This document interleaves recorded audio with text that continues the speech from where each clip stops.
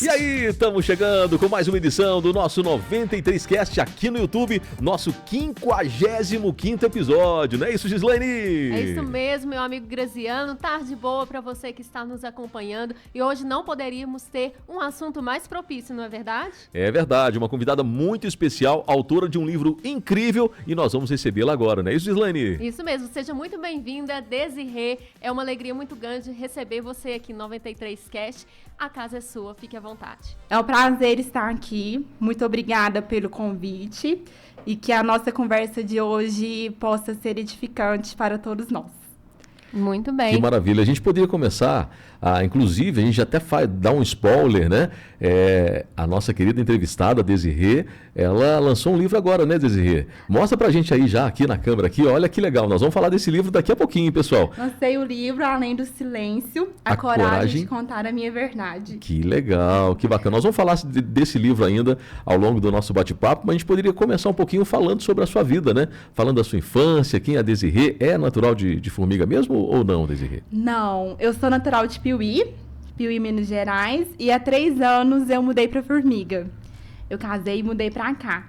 Eu tenho 31 anos, sou formada em administração de empresas, formei na PUC, em Arcos. E nesse percurso encontrei a psicanálise até a escrita do livro. Mas sou natural mesmo de Piuí. Foi lá toda a minha infância que eu cresci, meus pais são de lá, minha família toda de lá. Muito bem, Desirê, conta pra nós se você já é essa escritora nata desde sempre, ou essa paixão começou aos pouquinhos? Desde criança, acredita? Eu nunca gostei de brincar de boneca, eu sempre gostei de brincar de escolinha. Era a minha brincadeira preferida, brincar de escolinha. Inclusive, quando eu tinha uns 6 anos, mais ou menos, eu cheguei a escrever uma historinha de princesa. Olha. De princesa, eu sempre gostei de escrever da escrita mesmo. Só que só agora, há 1 ano, que veio essa vocação, esse interesse mesmo, em compartilhar um pouco minha vida. Muito bem. E como você descreveria ali a sua infância, né? Brincar de escolinha era o seu tudo? Ou você tinha alguns outros hábitos e algumas situações, experiências que marcaram ali, né, a infância que você carrega com você hoje? Eu tive uma infância, eu falo que feliz, por um lado, mas por um lado muito triste e desafiadora, porque eu já enfrentei muito racismo na escola. Minha família sempre foi muito pobre, então eu já passei muita necessidade, de vontade mesmo, de comer algo, de comer algo diferente, algo gostoso. Já enfrentei também. Mas foi o racismo na infância. O cabelo, né? Eu tinha cabelo afro, então os meninos sempre riam do meu cabelo. Nem todos, alguns. A cor da pele, minha mãe é mais clara. Então muita gente, você não é filha da sua mãe, você é adotada. Mas eu nunca levei isso tão a sério, não, na infância. Eu sempre deixava pro lado. Sempre sofri também muita exclusão, sabe? Sempre tinha festinha na casa de colega, eu nunca era convidada, sempre fui deixada de lado.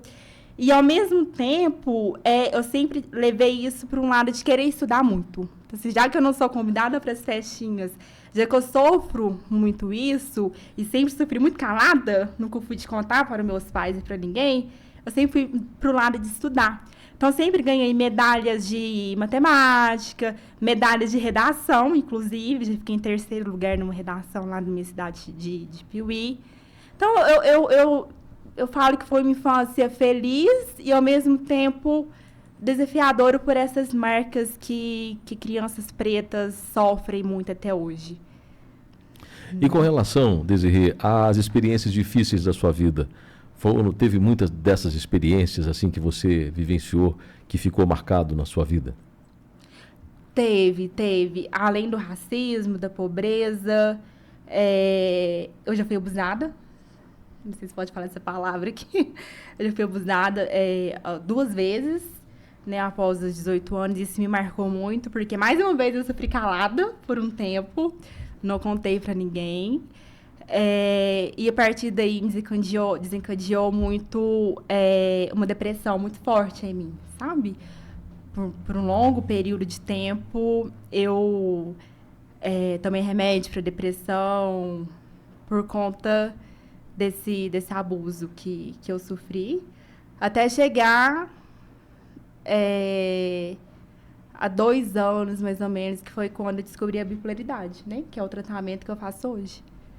Ah, muito bem. E, Desirê, tudo isso você acha que culminou no seu livro? Sim, sim, foi tudo isso. Por eu sofrer tudo muito calada, sem ter o apoio de ninguém, sem ter o apoio, porque eu preferi ficar calada, né? Eu fui percebendo, através até dos atendimentos da psicanálise, que muita gente passa pelo que eu passei e também fica calado, né? Então, foi um dos motivos que eu decidi escrever o livro, para dar voz para as pessoas que passaram pelo que eu passei e para elas souberem que não estão sozinhas, né? Que tem saída, né? Que não precisa estar precalada igual eu sofri. Muito bem. Né? Que tem uma forma de buscar ajuda, seja de um amigo, seja de um profissional. Então, é um dos motivos que me levou a escrever o livro. E nós estamos num mês propício, né? Que é o mês do Setembro Sim. Amarelo, que traz esse estímulo à fala, né? Às vezes, ter voz de vários formatos, né? Sim, sim. Hoje, não se fala muito isso nas mídias, né? Mas um dos principais motivos de causa de morte no Brasil e no mundo todo é suicídio. Né? 40% das pessoas que tem algum tipo de transtorno que se suicidam são bipolares. Então, no meio da saúde mental, a gente fala que existe uma epidemia de suicídio, não é muito falado, né? Até porque muitas vezes a pessoa vai se abrir, o que o outro fala? Ah, é falta de Deus, é falta de trabalhar, é frescura. Então, assim, existe um pouco esse preconceito que faz com que a pessoa não busque ajuda também. E você teve esse tipo de ajuda? Você recebeu algum caminho, algum diagnóstico que te mostrasse aí, pelo menos para você se conhecer, né? E buscar uma solução para o seu estado de depressão, seja ele de bipolaridade? Quando eu tive a depressão, meus pais eram muito preconceituosos com a saúde mental. Eu comecei a fazer terapia, eles não deixaram, e eu sempre ouvi muito meus pais. Não, fazer terapia pra quê? Vai pra igreja que melhora. Era o que eu escutava. Então, nessa época, foi uma época que eu fazia terapia escondido, pra vocês terem ideia. Eu fazia escondido, porque eu sabia que eu precisava. Então, nessa época, eu fui muito sozinha. Aí, na fase da bipolaridade, que eu descobri depois que eu vim pra Formiga, eu tive muito apoio do meu esposo. E, posteriormente, eu contei para meus pais, com muito medo de ter esse preconceito de novo. Mas, para minha surpresa, eles me apoiaram muito. E me apoiam até hoje. Então, hoje eu tenho esse apoio, né? Do meu marido, dos meus pais, dos meus irmãos. Tenho tratamento... faço tratamento medicamentoso com psiquiatra muito bom, faço terapia, né? Tem que ter uma qualidade de vida melhor, praticar exercício, alimentação. É um conjunto de coisas para você ficar melhor. E você comentou com relação à religião, né? Vamos dizer, a fé, a espiritualidade, contribuiu para o seu melhoramento, para você conviver com isso, Desirê? Sim, eu falo que depressão, ansiedade, seja qual for o transtorno, não é falta de Deus, não é falta de nada. Mas se você tem aquela fé, se você acredita, seja que for em Deus, no divino, seja o que for, aquilo te leva a ter uma esperança maior de você querer buscar ajuda, buscar um tratamento. Então, acho que isso, para mim, foi fundamental. Assim, eu não imaginava que a fé poderia aumentar, sabe? E eu percebi que isso acontece, assim, nesse percurso, nesse caos, assim, que esse ano, para mim, foi um ano muito turbulento em questão de saúde mental. Quando eu pensei que eu estava melhorando, que a medicação estava fazendo efeito, que o médico cortou minha medicação, é até bom falar hoje, justo hoje, uma coisa que eu vou me abrir, que, né, quem sabe mais é só o meu marido e os meus pais. Esse ano eu tentei desviver, assim, tentei tirar minha vida. E foi algo assim que você não sabe, você só quer tirar aquela dor, sabe? É uma dor tão grande que você quer livrar, você quer tirar aquela dor, você não quer tirar sua vida, você quer livrar daquela dor. E no momento que eu ia fazer, não vou falar o quê, meu marido chegou na hora. Então, aquilo eu vi, gente, se não é Deus, quem que é, né? Que tá me ajudando tanto desse jeito. E a partir desse momento, assim, eu falei, não, então não é a hora. Aí minha fé aumentou mais ainda. A fé que eu tinha, não era falta disso que eu fiz, mas aumentou. Então, acho que me deu mais vontade ainda de contar para as pessoas que, por mais difícil que esteja, por mais doloroso que a situação esteja, por mais dor que ela esteja sentindo, para ter esperança, para continuar, sabe? Para arrumar fé de onde não tem, que vai dar certo. E Desirê, você acha que existe alguma situação da condição física, né, da saúde mesmo, que pode somatizar esse processo da depressão? Né? Você teve alguma situação, alguma doença, algo específico que você acha que contribuiu para a sua depressão chegar num ponto né, até de te motivar a fazer isso? Sim, a bipolaridade... eu não estou na fala de uma médica, né? Uhum. Mas, resumidamente, ela é química. E eles falam que o fator é muito genético, né? Então, provavelmente você já nasce com a genética, sim. E no decorrer da vida surge alguma situação que ela aflora. No meu caso, foram muitas mudanças. Eu mudei de cidade, mudei de profissão, casei... E somou muita coisa, sabe? De uma vez, né? Muita mudança de uma vez. Foi o que desencadeou, no caso, para mim, a minha bipolaridade. Que tava lá quietinha, só que eu não tinha todos os sintomas. Porque a bipolaridade, como mesmo fala bipo, são dois polos. As pessoas ficam, no meu caso, eu, Desirê, ficava semanas depressiva, muito mal, custando levantar da cama, não conseguia comer direito, sem dormir. Semanas em euforia. Euforia é a parte que a pessoa tem algum tipo de compulsão alimentar, compulsão por compras. Eu dormia muito mal, dormia 2 horas por noite. Eu já converso muito, e eu conversava mais ainda, sabe? Tinha uma energia muito, muito, muito grande, queria fazer 1000 coisas. Depois vinha a depressão de novo. Aí meu marido falou, isso não tá certo. E eu não queria procurar ajuda, viu, gente? Eu da saúde mental falava, o quê? Eu, como assim, psicanalista? Não tem nada. Não queria ir no psiquiatra.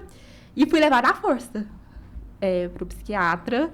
E depois de muitos exames, né, que os médicos pedem, veio esse diagnóstico que no começo eu também não aceitei, não quis aceitar. Né, porque você pensa, é muito difícil, né? Ainda mais eu pensava, eu da área de saúde mental, como assim, né? Eu falo que eu fiquei 3 meses brigada com Deus, assim, por não aceitar, não querer mesmo, assim, sabe? E como que você hoje adapta a sua rotina, né? Como você busca esse equilíbrio na sua vida, né? Para estar bem, para estar saudável mentalmente, fisicamente, lidando bem com as pessoas. Hoje, terapia eu já faço há 5 anos. Eu faço análise, que é como psicanalista. Eu faço análise. Eu tento ter uma rotina de sono, dormir no mesmo horário, acordar no mesmo horário. Alimentação também balanceada, porque eu tenho endometriose, que é hormonal. E o hormônio influencia muito também, né? Na depressão, na bipolaridade. Então, tento ter uma alimentação saudável. Praticar atividade física é fundamental, apesar que eu confesso que às vezes eu peco. Mas não pode, tem que fazer atividade física certinho. E estar perto de pessoas que me fazem bem, sabe? Que me respeita, né? Que vai saber que vai ter momento que eu vou querer ficar mais quietinha, que eu vou estar com energia baixa. Porque não é só porque eu vou no psiquiatra, eu tenho um tratamento medicamentoso que eu não vou ter sintomas. Eu tenho sintomas, né, de euforia, depressão, só que são sintomas mais fracos. Assim, eu fico um dia mal, depois um dia, né, mais pra cima um pouquinho. Mas é essencial buscar essa ajuda. E o que significa para você, Desirê, você, na verdade, reconectar consigo mesmo, através da psicoterapia, desse trabalho e tal, isso contribuiu para você se conectar realmente com você mesmo? Muito, muito, muito, muito. Não é só porque eu já tive no ofício da psicanálise, mas a psicanálise é uma das psicoterapias fundamental para você se conhecer mesmo, assim, né? E a partir do momento que você se conhece, que você sabe suas limitações, é o diferencial, sabe? Para você se conhecer mesmo, né? E escrever o livro também foi esse diferencial que eu percebi que tinha coisas que eu não sabia sobre mim, que quando você escreve, você vai elaborando e vai vendo também. Descobrindo. Né? Vai descobrindo muita coisa.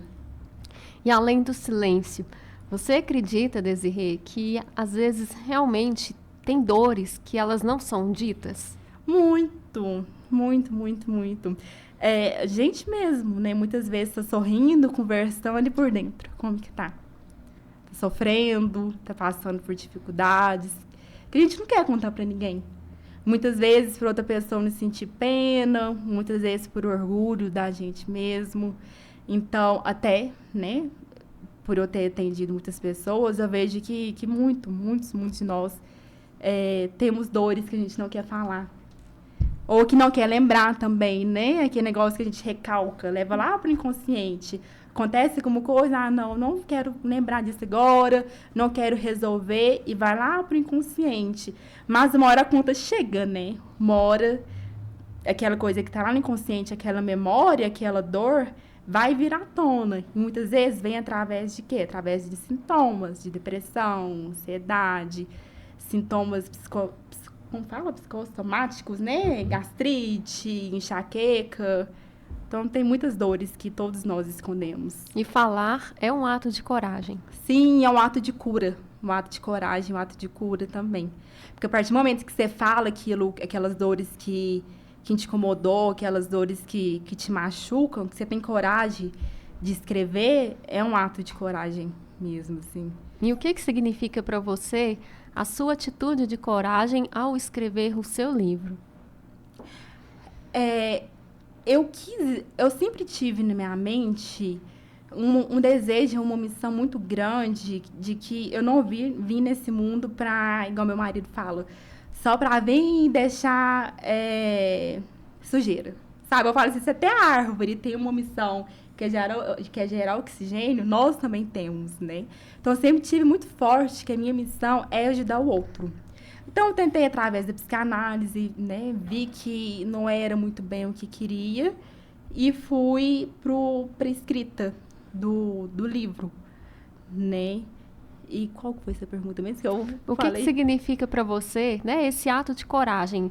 Escrever o seu livro, falar sobre a sua história, né? Como você falou, pode ter sido um processo de cura?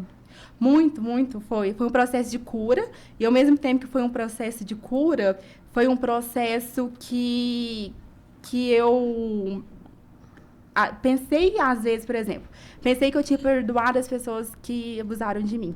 Quando eu fui escrever, eu percebi que eu não tinha perdoado. Fui para terapia, levei aquilo para terapia, né, com o meu psicanalista. Falei, aconteceu isso, isso e isso. Aí eu fui, trabalhei aquilo em terapia e curei aquilo em mim, algo que eu pensei que já tinha curado, e vi que não, sabe? Então foi um processo de cura, assim. E como é que foi esse início de você tomar a decisão, Desirê, de fazer seu livro? Você começou a escrever só por escrever mesmo, ou você tomou a decisão, não, eu quero fazer um livro? Como é que foi essa experiência? Não, no meio do ano passado, em julho de 2024, eu afastei pelo INSS por conta da bipolaridade, eu não estava muito bem. Aí eu decidi afastar, parei de atender meus pacientes de psicanálise, parei de ajudar meu marido na empresa dele de engenharia e decidi afastar. E meu marido sempre comentava comigo, por que você não escreve um livro? Que eu sempre gostei de escrever desde a infância. Não, será? O que eu vou escrever? Aí ele escreve sobre sua vida, você não quer ajudar o outro? Tem muita coisa que você passou que pode ajudar o outro. Aí foi a partir daí que eu comecei a escrever. A partir do meio do ano passado, a pedido dele e também gosto. Ó, gente, o maridão dela tá aqui do lado, viu? Tá na É. retaguarda aqui, acompanhando tudo, monitorando tudo, né? Ou seja, Tá todo orgulhoso. ou seja, é um parceirão, né, Desirê? Um companheirão, né? Muito. Que te apoia muito, né? Muito. Eu falo que não é fácil. Tudo que eu passo é pra pessoa que tá do lado. E ele, sabe, me apoiou muito. Ele que me pegou, levou pro médico. Dias que eu não consigo comer, ele que coloca comida na minha boca, me dá banho, literalmente. Ele é um parceiro que eu agradeço a Deus todos os dias e torço para que quem tenha, né, algum diagnóstico parecido, tenham pessoas assim do lado, que é fundamental. Porque às vezes a gente não tem força, né? O outro tem que ter por nós. Desirê, no processo da escrita do seu livro, teve algum momento que você pensou em desistir? Teve. O livro ficou parado 2 meses. Foi na hora que eu comecei a escrever sobre um abuso, que eu percebi que não tinha perdoado, né, as pessoas que fizeram isso, e deixei a escrita de lado, assim, não quero escrever mais.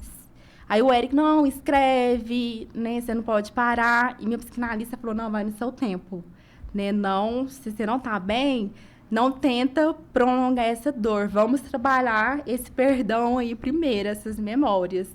Então, teve esse processo que eu deixei ele de lado. No entanto, esse processo de escrita, até o livro ficar pronto, dura exatamente 1 ano. Assim, eu acho muito, né? Que tem escritor que rapidinho escreve e já fica pronto, né? Por causa disso. Porque eu entrava em contradição com memórias que eu pensei que já tinha superado. E eu tenho a memória muito boa. Então, eu escrevi com muitos detalhes, várias coisas, sabe? Aí, primeiro você escreve, vai, escreve. Aí, depois você lê. E a hora que você lê, aí que parece que vem aquele choque de realidade, sabe? Nossa, aconteceu isso. Por exemplo, do racismo. E na época, eu não fiz nada, eu só deixei passar. Mas minha criança interior sofreu muito, eu não fiz nada. Então, eu tive essas pausas, Aí tem que assim, acolher a criança interior, né? que não foi acolhida naquela época, mas sem julgar meus pais também, né? Porque a gente fica muito nesse mundo de, eu sou assim porque meu pai e minha mãe fez isso. Gente, mas nós somos adultos, nós temos que entender, tudo bem? A gente cresce e quem são as primeiras pessoas que nos ensinam tudo são nossos pais ou quem faz o papel deles. Mas quando você entende isso, a partir daí, você pode mudar muita coisa e parar de culpar os pais. Os adultos têm que aprender a lidar com as moedas, não é verdade? Tem, muito. Desirê, e você acha que compartilhar a sua vida num livro desse, o objetivo realmente é ajudar as pessoas também que passam por esse mesmo problema? Sim, realmente esse é o objetivo. Ajudar pessoas que passam por esse problema e até também ajudar, às vezes, mães que têm filhos que passam por esses problemas também. Já tem mães leitoras que identificaram, por exemplo, a minha mãe, pessoa branca, mas sem filho preto e não sabia como lidar. Aí a pessoa lê o livro e fala, eu já sei como que eu posso lidar com a minha filha, assim. Ou talvez também minha cunhada, por exemplo, comentou, tô lendo o seu livro e tô lembrando da minha infância. E tô com medo de ler mais. Mas tem que ter medo, é sobre mim, não é sobre você. Mas acaba que a pessoa tem essa... Se identifica, né? Se identifica e ter essa troca, sabe? De muita gente falar que não, eu vou procurar ajuda, não, eu descobri que eu preciso procurar um psiquiatra, né? Que eu tinha vergonha, mas vou atrás, isso é muito bom. É o meu objetivo, assim, né? Um dos objetivos, né? Muito bem. E o que mais que o pessoal encontra aí no seu livro? Fala um pouco pra gente, assim, o que mais você aborda de temas, assim, específicos, além de você estar contando aí, né, as suas experiências. Eu falo muito sobre resiliência também, porque eu nunca fui uma pessoa de me vitimizar. Eu conto a minha história, que é um fato que aconteceu, racismo, abuso, depressão, bipolaridade, pobreza, mas eu conto muito sobre resiliência, sobre Deus no geral, sobre ter fé, sabe? Sobre, passei por racismo, mas o que eu posso fazer com isso agora? Né? Como que eu posso ajudar outras pessoas que passam por isso? Falo muito também sobre a importância de você procurar ajuda se você não está bem psicologicamente, né? Buscar um psicólogo, um psiquiatra. A importância também de exercício físico. Eu abordo muito desses assuntos. A importância da amizade em geral, da família, do apoio também. Não vou falar muito, senão vai dar muito spoiler, né? É verdade. Para quem quiser, então, ler o seu livro, conta para nós como ele está disponível, como que a gente pode ter esse acesso. Meu livro está disponível comigo também, fisicamente. Quem quiser pode me procurar no Instagram, pode falar? Pode, Claro. com Que é certeza. @Desimona. Está disponível também no site da Wiclap, que a pessoa pode entrar lá e pedir, que ele vai chegar na casa da pessoa físico. E digital na Amazon. Tem Muito bem. essas duas formas da pessoa adquirir meu livro. Quem adquire comigo, adquire com dedicatória, ó. Opa, que beleza, hein? Muito bacana. Agora, Desirê, você comentou hoje, né, nesse dia 10 de setembro, Dia Mundial de Combate ao Suicídio, você comentou que você chegou a tentar, né, sobre a sua vida, mas seu esposo chegou na hora, vamos dizer assim, e você comentou que foi algo de Deus ali, de ter te ajudado. Fala um pouco dessa experiência diante desse dia especial. Às vezes, talvez quem está nos assistindo agora, quem vai nos assistir também, possa estar passando por um momento difícil, que realmente não é esse caminho. A pessoa não precisa chegar nessa situação, né? Não, realmente não precisa. Eu já estava ouvindo alguns dias comentando com meu marido, assim, Eric, tá vindo uma tempestade por aí. Porque eu me conheço muito, assim, né? Meus sintomas e tudo mais da bipolaridade. Então, eu já sabia que não estava bem. Nem eu sempre tive medo de fazer isso, porque pelo menos uma vez na vida, um bipolar vai tentar contra a própria vida. Né? Então, eu já sabia que, sabe, assim, se ser bipolar, eu falo que é você viver no buraco todos os dias e não saber se no outro dia você vai conseguir cavar para sair de lá. Então, nesse dia, eu tava muito mal mesmo, assim. O livro estava dando tudo errado, o meu ex-redator tinha feito um serviço muito mal feito, e eu queria desistir do livro, ele não estava impresso ainda, era só escrita, né? Estava procurando editor e não estava conseguindo, e graças a Deus consegui a Starling, que é uma excelente editora. Mas assim, estava num dia péssimo, muito mal mesmo. E o Eric chegou em casa, eu estava no quarto e eu estava no escritório, olhando para os papéis impressos do livro, um manuscrito, né? E nesse dia, gente, muita gente me falava isso, você falava, será? Você não vê você indo fazer o ato. A hora que você vê, você tá lá. É incrível, assim. E se você me perguntar, como que você foi até lá? Eu não lembro, juro pra vocês, eu não lembro. Sabe, assim, e o depois, assim, o Eric chegando também, não lembro. É engraçado, assim, como que a mente burla a gente às vezes, né? E o pós disso foi muito doloroso, porque tentei na hora fatídica mesmo, o Eric chegou na hora e tal, e eu só queria minha mãe. Falei assim, Eric, eu quero minha mãe, eu quero minha mãe, eu quero minha mãe, eu quero minha mãe. Aí o Eric foi na Piuí, buscou minha mãe ficou aqui uns dias aqui comigo em Formiga. E já veio aquele sentimento de culpa, né? Porque se envolve todo mundo. Envolvi meu marido, meus pais. Aí liga pro psiquiatra, o psiquiatra aumenta remédio. Liga pro psicanalista, o psicanalista te atende.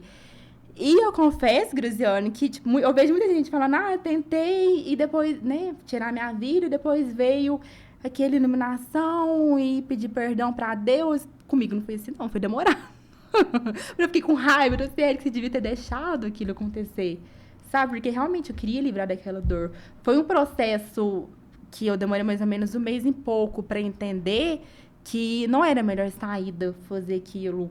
Assim, ser grata pelo que eu acredito, por Deus, ter me dado mais uma chance e a chance de estar aqui hoje contando essa história. Né? Que realmente a gente pensa que é a saída naquele momento de dor, mas não é. Né? Quem tentar, sabe? Eles falam que quem tenta tirar a própria vida, se fazer uma ligação para alguém, em 3 minutos, essa pessoa desiste. Então, quem tá com esses pensamentos e tá sozinho em casa, liga para alguém, conversa com alguém, sabe? Que esse pensamento vai sair. Que não é o melhor fim, não, para tirar a dor. E você comentou que acredita em Deus, tem fé, né? Como é que estava a sua fé nesse momento, assim? Você estava um pouco desconectada? Você estava buscando a Deus? Ou você estava... Como é que estava um pouco assim? Porque às vezes tem dia que a gente tá mais íntimo com Deus, né? Tem vezes que a gente está mais afastado. Como é que estava a sua fé Estava nesse período? conectada, estudando a Bíblia. Eu e meu marido, a gente tinha começado a estudar a Bíblia, fazendo devocional. Estava muito conectada. A única vez que eu desconectei, entre aspas, foi quando eu descobri a bipolaridade. Que eu fiquei 3 meses, eu falo, com raiva de Deus. Depois eu descobri que eu estava com raiva de mim mesma por não ter aceitado o diagnóstico. Não era nada com Deus, era comigo, né? Mas eu sempre tive uma fé muito grande. Nunca foi, assim, a falta de fé, né? Às vezes foi excesso de muita coisa na minha vida que me fez ter aquela atitude no momento, assim. Que foi uma atitude que graças a Deus, não foi pra frente. E que eu falo hoje, né? Que eu estou comentando hoje aqui, não comentei no meu Instagram nem nada. Que não é um caminho, gente, né? Procure ajuda, converse com alguém. Sei que é muito difícil lidar com certas dores, lidar com certos diagnósticos, depressão, ansiedade, bipolaridade, seja o que for, né? Que muitas vezes não é a gente que quer. O cérebro tá bagunçado, então você nem vê no meu caso, né? A bipolaridade é química, então os neurotransmissores do meu cérebro, tem hora que tá mais pra cima, tem hora que tá mais pra baixo. Nesse dia, tava totalmente mais pra baixo. Então, foi o que me levou. Não era eu, Desirê, né? Era eu, Desirê, mas com vários neurotransmissores desregulados dentro de mim. Desirê. É essencial o remédio, o tratamento. Muito bem. Você falou de algo muito importante, né? Basta, às vezes, 3 minutos para mudar ali um caminho, uma direção, né? Esses dias para trás, nós tivemos aqui, né, Graziano? Nós recebemos uma psiquiatra, né? Uma psicóloga, aliás, do CAPS, e ela deixou uma informação muito importante junto com o Samuel, que também é agente lá do CAPS, que é o CVV, Centro de Valorização da Vida, né? E eu quero reforçar aqui um número, que é 188. Talvez você esteja passando por alguma situação, né? E precisa aí de conversar ou tá a ponto de desespero mesmo, precisa de uma palavra. 188 é o número do CVV, Centro de Valorização da Vida, né? Que tem profissionais capacitados, tem pessoas que vão estar ali te ouvindo, na escuta, para poder te ajudar em momentos difíceis, né? E principalmente horas, como né? esses. E é 24 horas. 24 horas. 24 horas. Meu marido já procurou pra mim uma vez. Já procurou uma vez, assim, que eu tava... Antes de descobrir a bipolaridade, que eu estava num estado muito depressivo, ele chegou a procurar e salva vidas mesmo, assim. Muito bem. É o que o senhor comentou, né? Questão de talvez ali uma palavra pode ser o suficiente ali para a pessoa desistir, né? De tomar Sim, porque muitos médicos falam, né? Que dá para ver no corpo da pessoa depois que ela comete um ato que ela está meio, um pouco arrependida, que dá para ver que ela arrependeu daquilo, né? Que é só um momento mesmo de desespero que bate, né? E para quem enfrenta uma fase difícil, né, talvez esteja aí com pensamentos de autoextermínio, quais as dicas, né, quais as soluções aí que você diria para essa pessoa poder superar esse momento? Eu diria para respirar, gente. Senta e respira. Não faça igual eu fiz, que foi no impulso. Respira, calma, conversa com quem está perto de você, né? Se tiver marido, pai, mãe, quem for, se não tiver, liga para alguém de confiança, né? Se já estiver vindo com esses pensamentos recorrentes, procure um profissional, médico, psiquiatra, um psicólogo, um psicoterapeuta, que muitas vezes existe muito preconceito ainda, né? Com a saúde mental. De que, não preciso de ajuda, isso vai passar. E é essencial esse combo, assim, que eu falo de cuidado mesmo, né? E falo para a família também, para quem está perto, para os amigos que convivem com pessoas que às vezes a gente repara que a pessoa tá mal. Meu marido que viu isso em mim, que eu tava mal quando eu descobri a bipolaridade. Às vezes nem é a gente mesmo. Então, muitas vezes a gente não tem força para procurar ajuda, para ir atrás de ajuda. Então, quem tá perto, dá esse suporte também para a pessoa, sabe? Mesmo que faça igual meu marido, pegar a força e leve no médico, faça isso. que a saúde, que a vida importa, né? A vida é muito importante. Muito importante. É muito importante acima de qualquer coisa, Com né? certeza. E muitas pode continuar. Não, desculpa, pode falar. E muitas vezes também a pessoa que está passando por um momento como esse, às vezes também pode a gente nem observar, a gente nem entender, perceber que ela está passando por essa situação, né? Sim, muita gente passa calada. No entanto, que agora que eu comecei a falar mais nas redes sociais e com as pessoas sobre a bipolaridade, muita gente fala, nossa, nem parece, porque você gravava vídeo pro Instagram, da área de psicanálise, você sempre rindo, saindo. A gente mesmo tenta esconder, muitas vezes, que não tá bem, né? Eu mesmo, como Desirê, tentei esconder várias e várias vezes. Trabalhava até tarde. Meu escape era trabalhar muito, muito, muito. Mas por dentro tava péssimo, gente. Tomando muitos remédios, sabe? Péssimo, péssimo, péssimo. Porque até o medicamento fazer efeito demora um pouco também. Eu passei por 4 tipos de tratamentos diferentes. Até encontrar o tratamento que ia fazer bem pro meu corpo. E estou à procura até hoje, né? Porque tive uma recaída em maio, né? Então, hoje eu vejo que por mais forte que seja a dor, tudo tem uma solução, assim. Mas quem tem algum diagnóstico de transtorno mental não consegue enxergar. E as pessoas do lado também. Essa semana eu vi um vídeo na internet que 2 amigos, eles sempre iam ver jogo de futebol juntos. Um muito animado, aquele cara que às vezes ficava ali xingando ali, né, quando dava algum erro ali no jogo, e o outro todo sério. Aí no outro jogo, a mesma coisa, um todo sério, calado, e o outro super animado, gritando e tal. Então na hora que a gente vê aquela imagem, a gente percebe que aquele cara todo sério ali, talvez estivesse passando por uma situação difícil, né? Aí, passado por algum tempo ali, de repente, vai no jogo somente esse cara sério.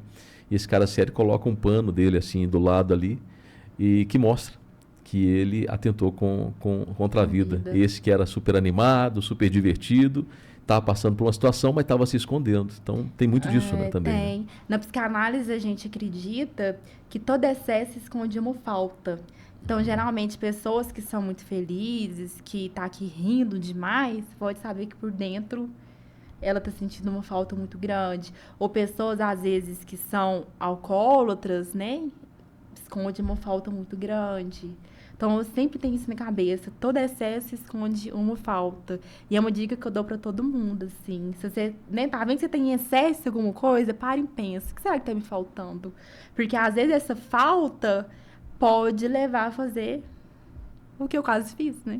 Verdade. Desirê, eu te convido a olhar para aquela câmera ali e deixar a sua mensagem, né, para quem agora precisa de força para recomeçar, de uma palavra de sabedoria e de uma experiência também, né, que com certeza você, através do seu livro, através da sua voz, pode hoje deixar para essa pessoa. Gente, eu falo que eu sou uma das pessoas mais improváveis de estar aqui hoje. Por N motivos que a gente comentou aqui hoje, por muitos outros, mas que tudo na vida tem um porquê. Hoje a gente não entende, mas amanhã ou depois esse porquê a gente vai entender. E que nada vale a vida da gente, que vale a pena você continuar, você tentar. Se você cair, sempre há motivo, você sempre lembra que sempre há motivo para você levantar. E, né, falando da saúde mental em geral, se você não estar bem, procure ajuda. Não tenha preconceito, não fique com orgulho, procure ajuda, porque a vida de todos nós importa muito, né? Com certeza. Muito bem, agora mostra de novo aí o seu livro para o pessoal, quem quiser adquirir esse livro. Olha que livro lindo, gente. Da capa verde. Olha que lindo. Desenho, ficou bonito. Fala um pouco desse desenho aí, ó. É uma mulher, né? Aberta. Fala um pouco pra gente. Na verdade, aqui sou eu ao redor, o desenho.